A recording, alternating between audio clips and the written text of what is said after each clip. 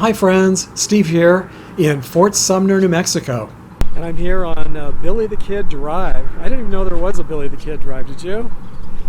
It's just down the street from his gravesite and down the street this way, a couple of miles to his museum. So I'm going to visit his gravesite. Now I know lots of YouTubers have already done that, but I'm also going to visit another cemetery right here in Fort Sumner that's right down the street from his museum that also has a connection to Billy the Kid. And I've never seen anyone else visit this other Fort Sumner cemetery. I was very impressed with it, and I think you might be too. And if you make it to the end of this video, I'm going to show you something really disgusting that happened to me last night when I checked into the Motel 6 in Albuquerque. And I promise this isn't clickbait. It really was pretty shocking and disgusting. Thanks for joining me on another trip to visit the most memorable cemeteries, memorials, and gravesites. It's about a 2.5-hour drive from Albuquerque to Fort Sumner. So after spending the night in Albuquerque last night, I hit the road early, as usual, so I could be here in Fort Sumner by sunrise, and to catch that train going over the bridge.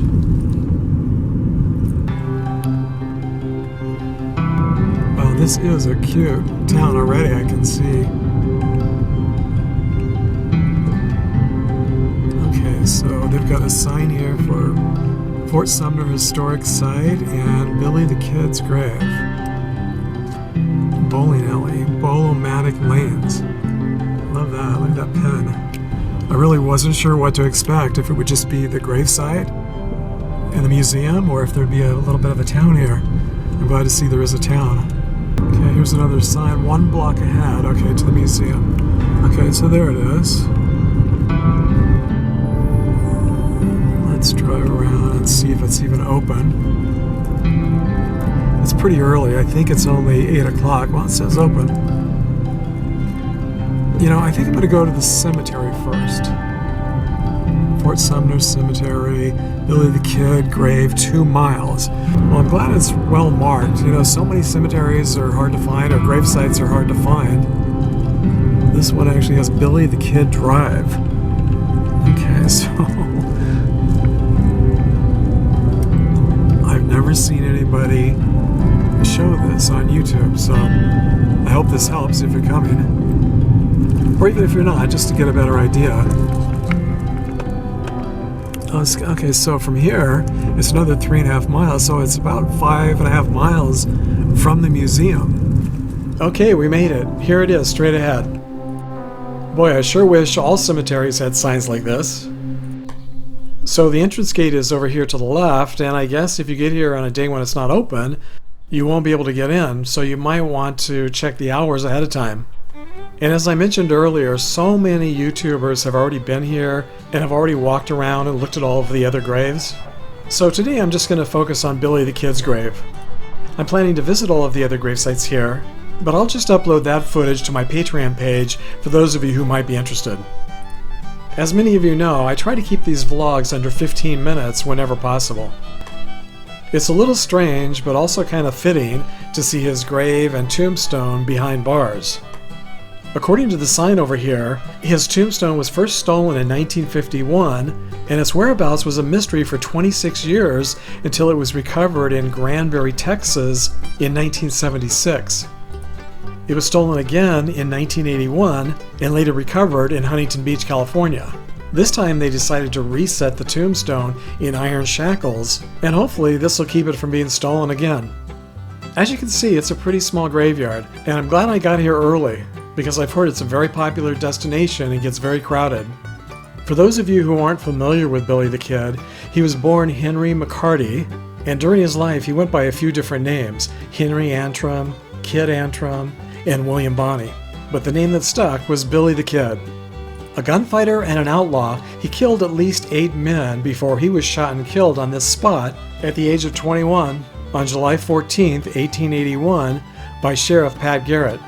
As you can see, he's buried here with his 2 friends and fellow gang members, Tom O'Folliard and Charlie Boudrie, who were also shot and killed by Pat Garrett and his posse.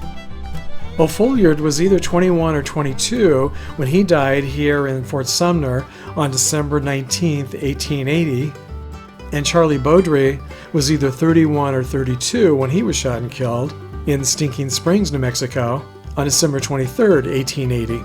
And even though they died young, their stories have been dramatized, romanticized in dozens of books and movies and TV shows over the years, ensuring that their memories will live on forever and guaranteeing that their gravesites will continue to be one of the most popular tourist attractions in the country for many years to come. This picture was sent to me by Robert Sanchez, who also recently visited Billy the Kid's grave. Like me, he said this destination was also on his bucket list. So have you been here too? If so, please share with us in the comments section below. Now this is funny, I was just at Waylon Jennings' gravesite just a few days ago in Arizona, in Mesa, Arizona, and there were bullets at his grave. And I was there with Big Bill Anderson, and we were saying how strange it was that someone had left bullets at the grave. We hadn't seen that before. And here I am a couple days later, and there are bullets here at Billy the Kid's headstone. In fact, I wonder, maybe that's what the guy that was here a minute ago, maybe that's what he was putting on his on the headstone here. It's kind of sad, though, when you think about it, that this headstone, look how it's completely bolted down so people don't steal it. So now I'm going to head over to the other Fort Sumner Cemetery. Even a Billy the Kid country inn. Now this is Fort Sumner Cemetery, so let's go here. This is what I saw coming in. There's the Billy the Kid Museum. Billy the Kid is laid to rest at the old Fort Sumner Cemetery, so I guess this is considered to be the new Fort Sumner Cemetery. It's up ahead on the right-hand side, just after you cross the train tracks here. And I don't think it's even a mile from the Billy the Kid Museum. I really like this old entrance archway. I don't see many like this anymore. So let's drive in and take a look around. I'm going to walk around a little bit and show you some of the things I've seen just while I was driving in. It's pretty impressive. So straight ahead there, that's the entrance to the cemetery where I came in. And right behind me looks like it might be a future section with grass. And this is the second no hunting sign that I've seen in a cemetery. And it's two more than I ever expected to see. According to findagrave.com, there's no one famous buried here in the cemetery, but I did accidentally discover the gravesite of one locally famous person with something of a Billy the Kid connection. It turns out that the Sweet family are the owners of the Billy the Kid Museum. Ed and his wife Jewel opened the museum in 1953, and their son Don and his wife Lula still run the museum today. It's possible that their son Terry Lee Sweet might have continued the family tradition, but tragically he was murdered on December 11th, 1976 at the young age of 22.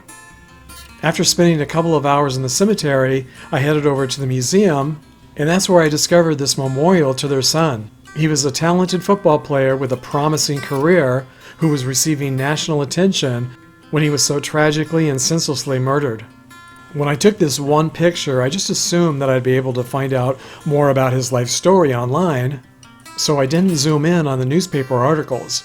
I wish now that I had, since I wasn't able to find any information about him online at all.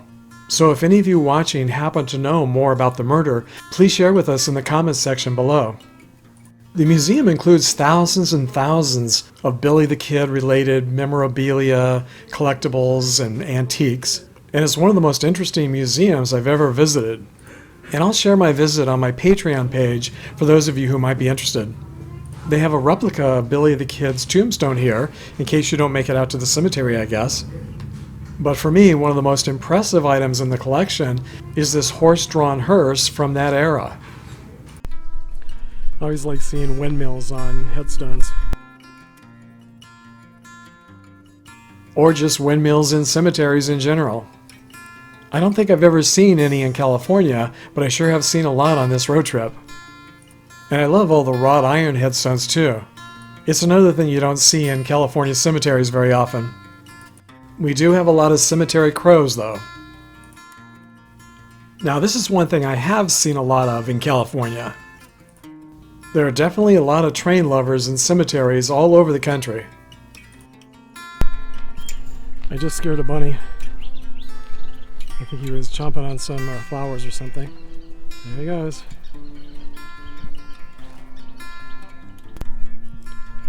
So I'm guessing that this person was probably a bricklayer or an architect, something having to do with bricks or masonry. What do you think?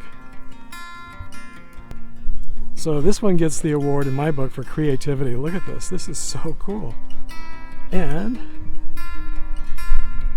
turns out that Dana was a bricklayer.